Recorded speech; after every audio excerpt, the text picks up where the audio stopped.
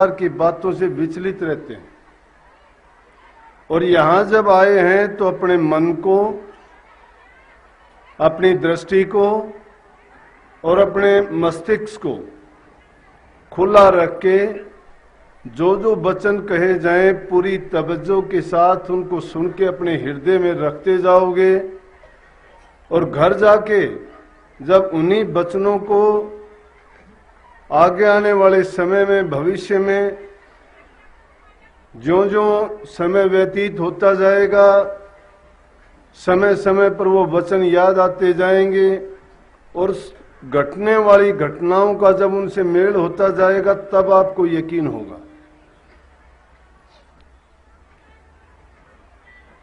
ये दिन बहुत बड़ा दिन है, हमारे लिए तो हर प्रकार से बड़ा दिन है। नंबर एक तो बड़ा दिन होने का कारण है कि हजूर स्वामी जी महाराज जिन्होंने राधा स्वामी मत प्रकट किया था, उन्होंने आम सत्संग जारी इसी दिन से किया था। सन 1861 में बसंत पंचमी के दिन आगरा में सत्संग की हमारी शुरुआत, आम सत्संग का मतलब सब जन के लिए, जिनमें कोई जाति, कोई धर्म, कोई छोटा, कोई बड़ा, कोई प्रदेश, किसी चीज का किसी भी प्रकार से भेदभाव न करके सब लोगों के लिए जो सत्संग जारी किया था वो आज का दिन था।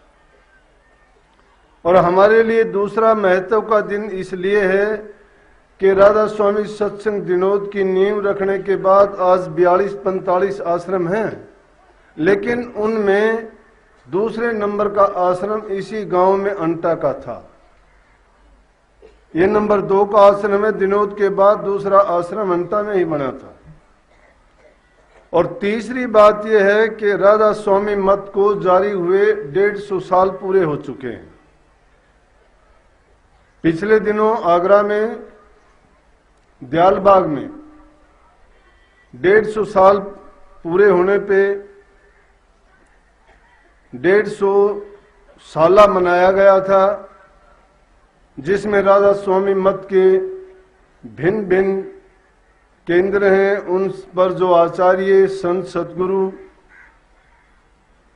विराजमान है, उन सबको बुलाया गया था।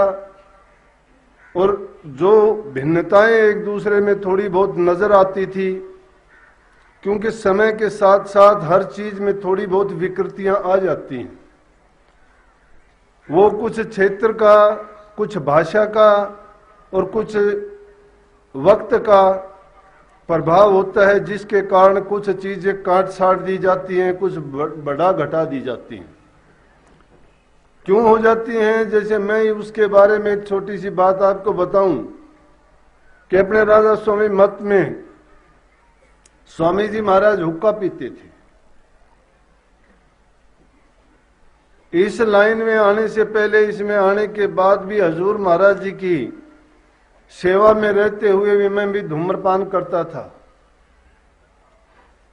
लेकिन अब वक्त की जरूरत हुई, हजूर की ऐसी प्रेरणा हुई कि उन्होंने मुझे ऐसे दिशा निर्देशन किए कि अब ये चाहिए कि वक्त की जरूरत है कि सब जीवों को इस चीज का, इस नियम का पालन करना चाहिए। पान, तंबाकू, हुक्का, बीड़ी, सिगरेट, ये भी नशीली वस्तुओं में इनको गिनती करके और नामदान की दीक्षा देने से पहले सब जीवों के लिए ये भी जरूरी होना चाहिए।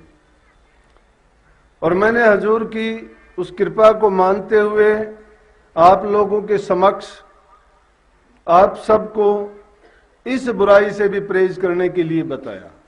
अब रही दूसरी बात, वक्त की जरूरत है।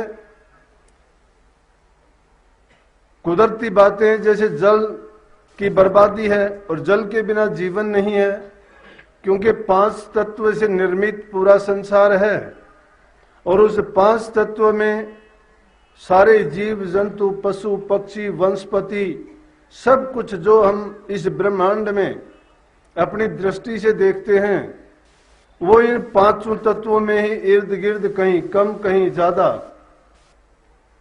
प्रकृति में उथल पुथल होती रहती है, लेकिन जो 84 लाख के जीव इसमें हैं, उनको उनके बदलाव के कारण काफी दुख सुख उठाना पड़ता है। तो उसकी सुरक्षा रक्षा करना हमारा कर्तव्य है। मालिक पर यह बात नहीं छोड़नी, मालिक ने हमें पैदा किया है, लेकिन पैदा करने के बाद जो हमें स्वतंत्रता दी गई है और उस स्वतंत्रता के दुरुपयोग में हमने प्रकृति की चीजों को विनाश करना शुरू कर दिया। उस चीज की इजाजत नहीं, तो उसके बदले में जो नुकसान हमें भोगना पड़ता है, उसका असर भी, उसका प्रभाव भी हमारे ऊपर ही बीतता है। आज जल संरक्षण की जरूरत है। लिंग अनुपात गड़बड़ाता जा रहा है, लड़कियों की संख्या कम होती जा रही है, लड़कों की संख्या अधिक होती जा रही है। आने वाले समय के लिए ये एक बहुत